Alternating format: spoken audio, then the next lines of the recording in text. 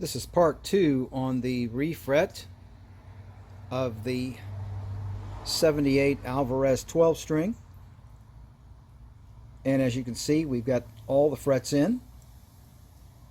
And now the next step before taping up the fingerboard is to clip these back.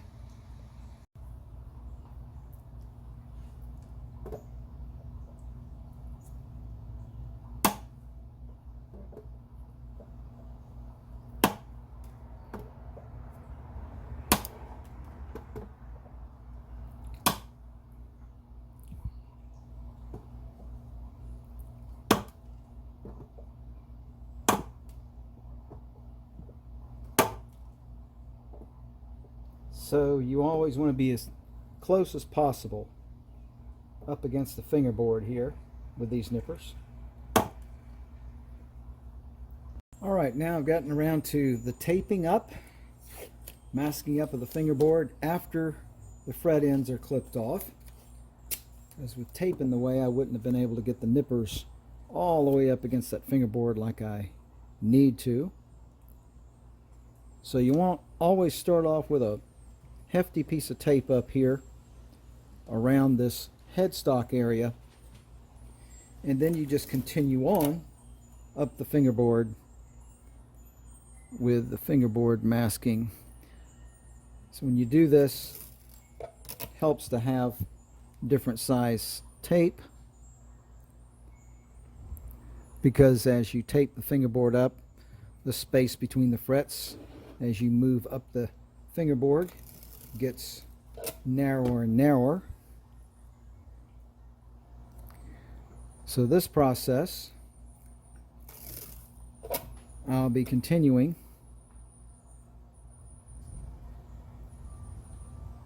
all the way up the fingerboard like that. Now that I've got the fingerboard all taped up and ready here for the final dressing on these frets, what I want to do here now is smooth out these fret ends. So we want to start definitely get as much as we can off.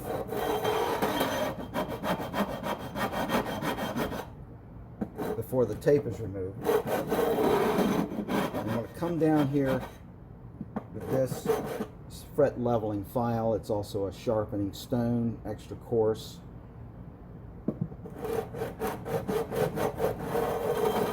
And start that way. Then I want to put a bevel on these.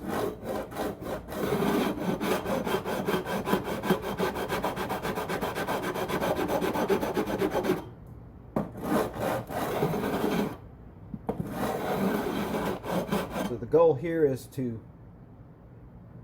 bevel these fret ends back on both sides. So I'm going to have to turn the guitar around because I'm right-handed and start on the other side when I'm done with this side.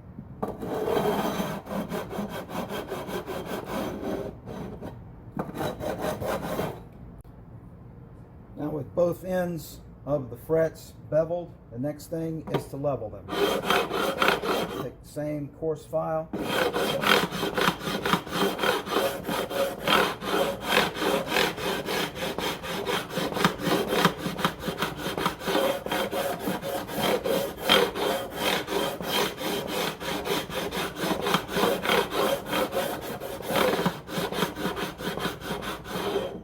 Okay, I've leveled these off now, and the next thing is going to be the recrowning file. And these are medium frets, so we're going to go with the medium side on this. Recrown them. It's got to be done to all the frets. And the best thing for stainless is a diamond recrowning file, the offset file from Stumac.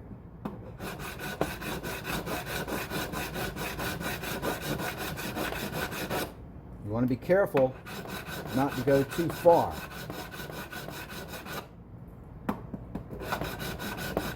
Because the frets are level now. So you want to keep them that way. Not take off too much material. So now the frets have been all recrowned, and I want to take sandpaper and begin the polishing of these frets. Got all the crowns rounded up nicely. I'm going to start with 220 this way.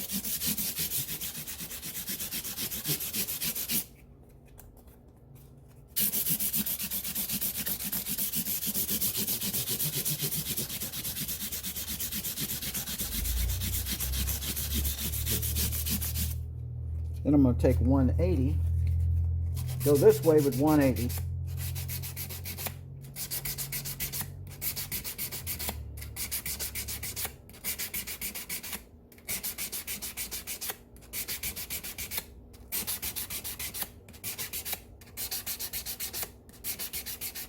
I'm going to do this with 180 this way, and then I'm going to come back and do 400 this way, and then 220 again this way, and then I'm going to go with 600 this way, and then 400 this way again.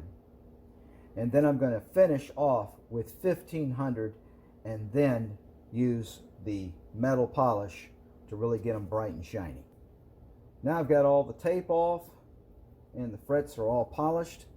So now I want to dress the ends, and I do that with the fret dressing file from StewMac. It has a rounded smooth edge on one side, and take the rounded smooth edge and that goes down on the fingerboard like this.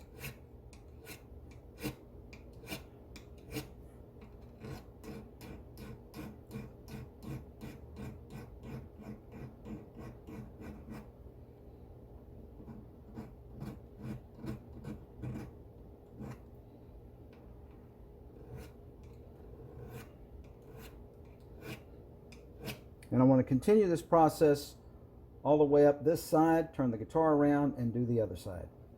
Now I've got all the fret ends dressed off, smoothed out, so the frets are done. The next thing I want to do, though, before I start with the nut, is oil the fingerboard. Now, I don't normally oil fingerboards. I don't put any oil on them, especially like rosewood or ebony. It's naturally oily, so you really don't have to oil it. And if you oil a fingerboard too much, you can get some of that fretboard oil under the frets and they won't grip as good. They might start popping up. So you don't want to put a lot of fingerboard oil on a fretboard, really, ever. Just clean it off with a damp cloth or something. But when it comes to having the tape on there and leaving maybe some adhesive marks and so forth, you want to brighten this fingerboard up, especially after I've done all that filling down there. So to do that, this basically is for cosmetic purposes. I take Gurlitt's Guitar Honey and put it not on the fingerboard, but I put it on a paper towel, wipe it in. Now you don't want to leave it on there very long. You don't want it to soak in a whole lot. So right after you rub that in, start wiping it off. Don't leave it on there very long. Doesn't need to be. Wood is naturally oily. It'll take care of itself. So forget all these fingerboard oil kits and polish kits and all that gimmicky crap out there, because you know, a lot of it's just a gimmick. A lot of guitar accessories are gimmicks. It's a money-making industry, and if they can sell you something that, oh, you put this on your fingerboard and it's going to keep it from cracking. Nonsense. Nonsense. Fingerboard oil is not going to do that. Fingerboard oil is going to make the fingerboard look better.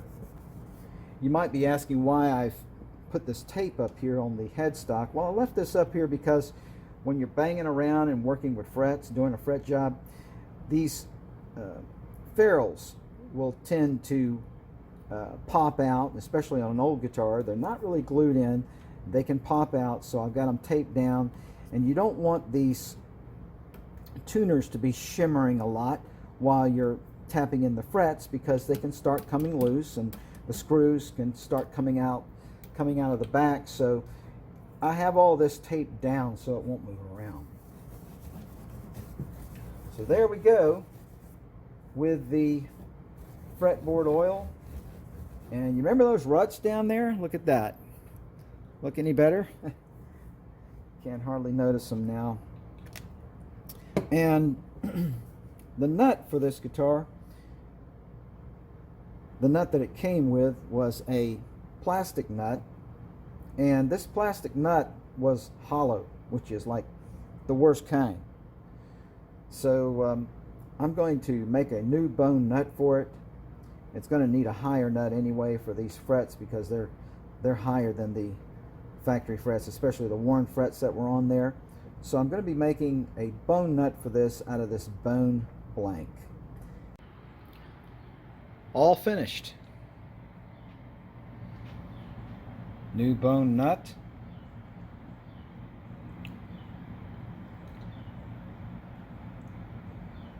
Stainless steel frets. Fingerboard detail.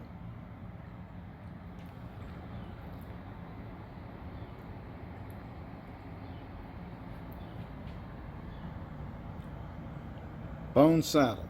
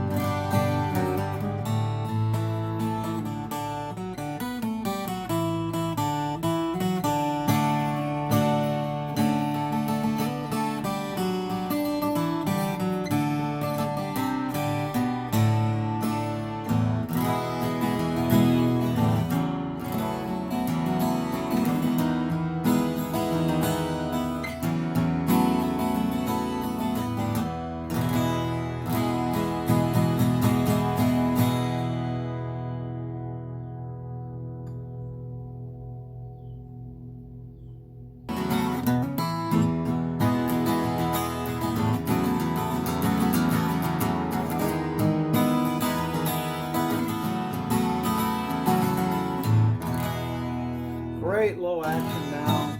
I've got the action down to about 60 thousandths at the 12th fret, the high E, and about 70 at the low E. So that's really good and low, and you want good low action on a 12 string. I've got a set of Elixir 10 to 47 phosphor bronze nano web strings on this, and that's really the best thing to put on a 12 string because they last a long time, and you don't want to have to change strings all that often on a 12 string because there's so many of them. And once these strings stretch out, they stay in tune, and they're just great. So that's what I recommend for this. And I hope you've enjoyed watching this video. And thank you so much for tuning in to my channel and subscribing. Please share the channel with others. And you have a good day.